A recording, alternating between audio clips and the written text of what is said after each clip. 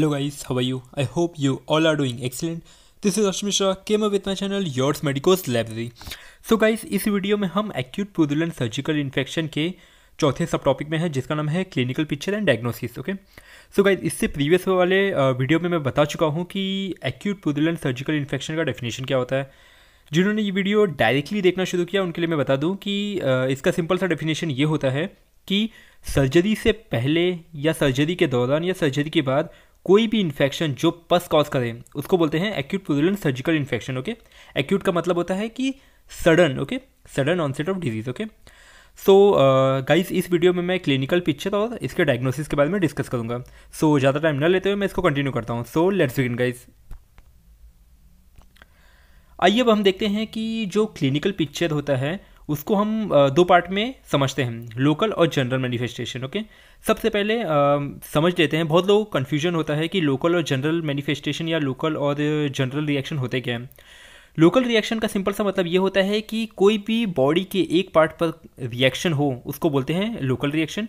और general reaction का मतलब ये होता है कि पूरे बॉडी पर, whole part of the body included in the any kind of reaction. Okay, तो इससे आप आइडेंटिफाई कर पाएंगे लोकल रिएक्शन और जनरल रिएक्शन. ओके, लोकल का मतलब होता है एक पर्टिकुलर बॉडी पर कोई भी रिएक्शन और जनरल का मतलब होता है पूरे बॉडी पर रिएक्शन. ओके, तो लोकल रिएक्शन में हम पहला आते हैं classical sign of inflammation. Okay guys, ये कार्डिनल साइन ऑफ इन्फ्लेमेशन है. ओके, तो आप इससे समझ सकते हैं कि लोकल रिएक्शन का क्या मतलब होता है. ओके, और इसके अंदर जो ये है रेडनेस और local heat, okay, swelling, pain, आप डायग्राम में देख सकते हैं, लॉस ऑफ फंक्शन, ये सब 5 कार्डिनल साइन ऑफ इन्फ्लेमेशन है. ये आपने फिजियोलॉजी में भी पढ़ी होगी. ओके, तो ये एक कोई भी अगर इन्फ्लेमेशन होता है तो ये 5 साइन हमें देखने मिलता है. ओके, तो लोकल रिएक्शन में पहला यही है, आप देख सकते हैं. ओके, और इसमें आप देख सकते हैं ये नाम. ओके, आप इसको समझ सकते हैं. ओके, अब आते हैं कि अब कैसे पता चलेगा कि जो ये पस है ये कैसे एक्यूमुलेट हुआ है, हम कैसे आइडेंटिफाई कर पाएंगे. ओके,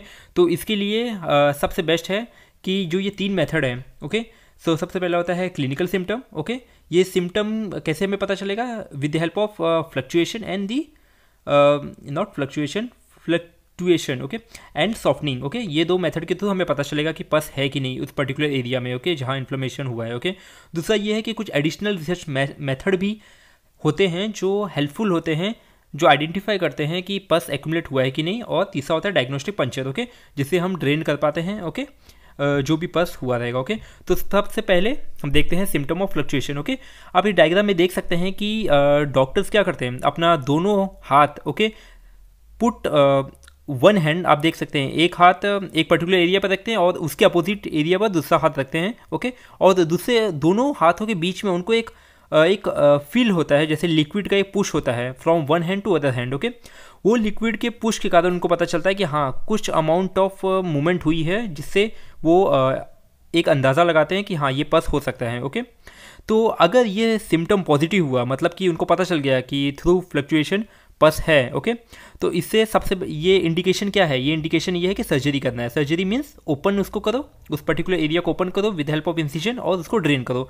तो इस पर्टिकुलर इंसिजन देके उस पस को ड्रेन कर देंगे. ओके, तो ये एक पहला एक सिम्टोमेटिक मेथड हुआ, उसको बोलते हैं सिम्टम्स ऑफ फ्लक्चुएशन, जिससे हम पता कर पाते हैं कि उस एरिया पे पस है कि नहीं. ओके, दूसरा आता है symptom of softening of the tissue. Okay, जिस एरिया में आपको थोड़ा स्वेलिंग दिख रहा है ना, उसको आप थोड़ा से फिंगर से टच करेंगे ना तो वो बहुत ही अंदर एक लिटिल बिट डिप्रेशन की ओर जाता है. ओके, तो उससे आप पता चलेगा कि हाँ इसमें कुछ इन्फिल्ट्रेट है. ओके, फीलिंग ऑफ एम्प्टीनेस लगेगा. और जब भी आप थोड़ा सा पाल्पेट करेंगे, थोड़ा डीप पाल्पेट, आप देख सकते हैं डायग्राम में. ओके, कैसा एक तरीके का डीप एक डिप्रेशन टाइप मिलता है. ओके, जब हम पाल्पेट करते हैं तो इससे ये पता चलता है कि ये इंडिकेट ये होता है कि जो पस है, जो पुरुलेंट है, ओके, वो जिस एरिया में हुआ है वहाँ टिश्यू पूरा मेल्ट हो चुका है और वो कन्वर्ट हो चुका है पस में. ओके, तो ये रहा softening of the tissue. Okay, अब आते हैं जैसे दूसरा मेथड होता है additional extra method.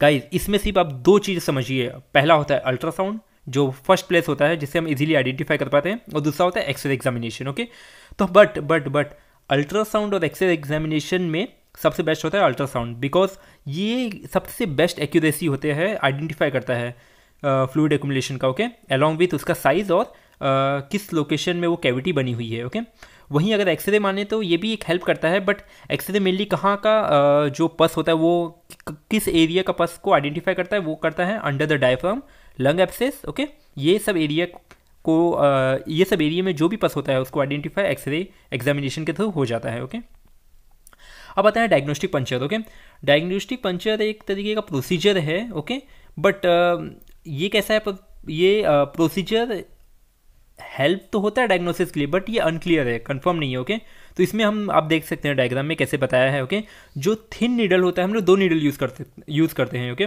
Thin needle और थिक नीडल।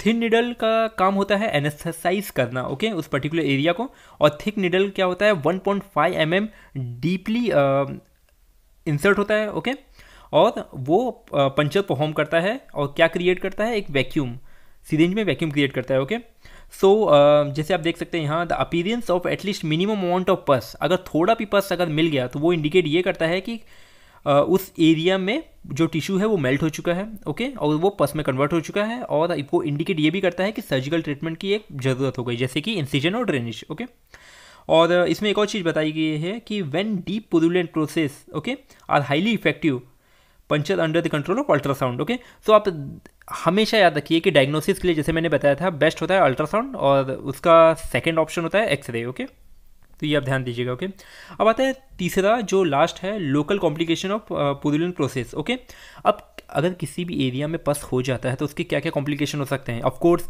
जिस एरिया में पस हुआ है वो लेटर ऑन अगर हम उसको ड्रेन नहीं किए टाइम पर तो उसमें नेक्रोसिस हो जाएगा और सडन स्टार्ट हो जाएगा। ओके, और अलॉन्ग विथ क्या होगा, जो लिम्फेटिक वेसल्स हैं उसमें इन्फ्लेमेशन आ जाएगा, जिसको हम बोलते हैं लिम्फेंजाइटिस। ओके, और जो लिम्फ नोड में इन्फ्लेमेशन हुआ तो उसको बोलते हैं लिम्फेडेनाइटिस। अब लिम्फ नोड में जो डी आता है और लिम्फेडेनाइटिस डी, इससे आप इजीली समझ सकते हैं। Okay, along with thrombophlebitis. Okay, तो इस तरीके से ये एक तरीके का कुछ कॉम्प्लिकेशन हमें मिलते हैं। अलॉन्ग विथ जैसे मैंने बताया था नेक्रोसिस तो होता है उस एरिया में। ओके, और उस नेक्रोसिस के कारण जो सर्कुलेशन है, नॉर्मल ब्लड सर्कुलेशन, उसमें भी अफेक्ट होता है। ओके, और अलॉन्ग विथ जिस जगह पर नेक्रोसिस हुआ रहता है वो एरिया ब्लैक कलर का हो जाता है, वो एक सड़ने लगता है। ओके, तो due to the inflammation. Okay, so guys मैंने कोशिश की है कि ये एक तरीके का शॉर्ट वीडियो रखने के लिए। ओके, सो गाइज अगर आपको कोई भी डाउट हो तो प्लीज़ मैसेज करिएगा।